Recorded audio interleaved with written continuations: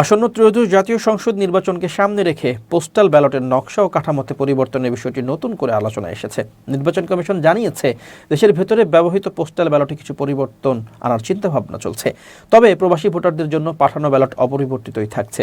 শনিবার এক সংবাদ মাধ্যমের সঙ্গে ফোনালাপে নির্বাচন কমিশনার আব্দুর রহমান এল মাসউদ এ তথ্য নিশ্চিত করেন। তিনি জানান, প্রবাসীদের জন্য যেসব পোস্টাল ব্যালট পাঠানো হচ্ছে সেগুলোর নকশা বা বিন্যাসে কোনো পরিবর্তন আনার সুযোগ নেই। ইসি মাসউদের ভাষ্য অনুযায়ী প্রবাসী ভোটারদের কাছে ব্যালট পৌঁছানোর পুরো প্রক্রিয়াটি সময় সাপেক্ষ ও জটিল হওয়ায় সেখানে নতুন কোনো পরিবর্তন বাস্তবায়ন করা সম্ভব হচ্ছে না। সে কারণেই বিদেশে অবস্থানরত ভোটারদের জন্য পাঠানো পোস্টাল ব্যালট আগের মতোই বহাল রাখা হয়েছে। তবে দেশের অভ্যন্তরে ব্যবহৃত পোস্টাল ব্যালটের ক্ষেত্রে ভিন্ন চিত্র। নির্বাচন কমিশন জানান, এসব ব্যালট এখনও ছাপানো হয়নি, ফলে প্রয়োজনে সেখানে কাঠামোগত পরিবর্তনের সুযোগ রয়েছে। বিশেষ করে আসনভিত্তিক প্রার্থীদের নাম সংযুক্ত করে পোস্টাল ব্যালট ছাপানোর বিষয়টির গুরুত্বের সঙ্গে বিবেচনায় নেওয়া হচ্ছে।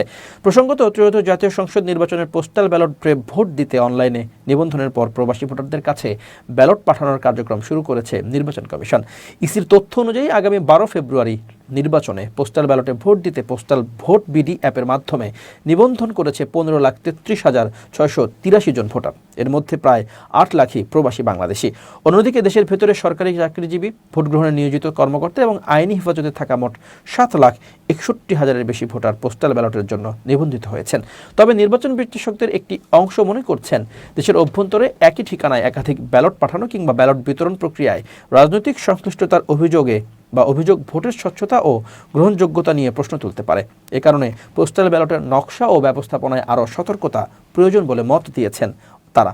এই প্রেক্ষাপটে দেশের ভেতরে পোস্টাল ব্যালটের সম্ভাব্য পরিবর্তন নির্বাচন কমিশনের জন্য একটি গুরুত্বপূর্ণ ও সংবেদনশীল সিদ্ধান্ত হিসেবেই বিবেচিত হচ্ছে।